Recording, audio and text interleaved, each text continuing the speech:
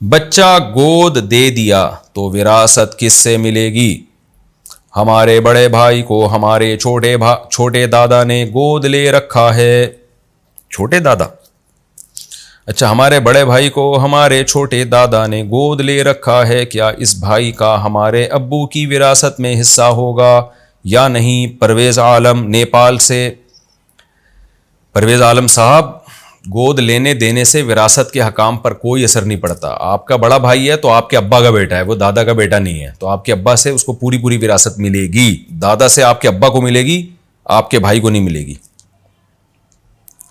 औरत को महरम ना मिले तो हज का क्या हुक्म है? औरत के पास हज करने के पैसे हैं लेकिन महरम नहीं है, तो क्या इसके ज़िम्मे हज फ़र्ज होगा या हज बदल करवाना होगा? नूर मोहम्मद मक्का मुकर्रमा से। बहुत इंपॉर्टेंट सवाल है।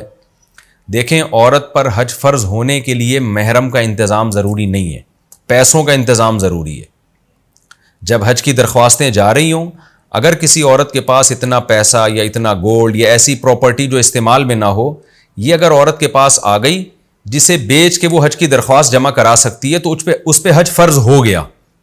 अब हज तो फ़र्ज हो गया लेकिन फौरी अदायगी ज़रूरी नहीं है जब तक महरम का इंतज़ाम नहीं हो जाता। अब महरम का इंतज़ाम है और फिर हज डिले करती है तो गलत होगा, लेकिन अगर महरम का इंतज़ाम ही नहीं है तो डिले कर सकती है, डिले करने में कोई हरज नहीं है। तो हज की फ़र्जियत के लिए महरम का होना ज़रूरी नहीं है, पैसों का होना इतने के यहाँ से जाके वहाँ से होकर आ जाए और अपने बच्चों का भी पीछे वो इंतज़ाम करके जाए कोई, ये सब चीज़ों का इंतज़ाम का होना ज़रूरी है।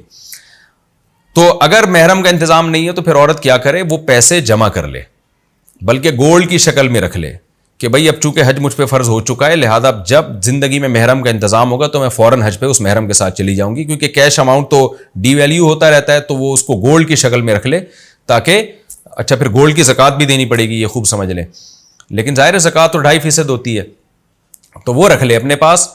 जैसे ही महरम का इंतज़ाम होता है तो वो गोल्ड बेच के हज पे महरम के साथ चली जाए। और अगर महरम का इंतज़ाम नहीं होता और बुढ़ापा आ जाता है तो फिर हज बदल की वसीयत कर दे वो।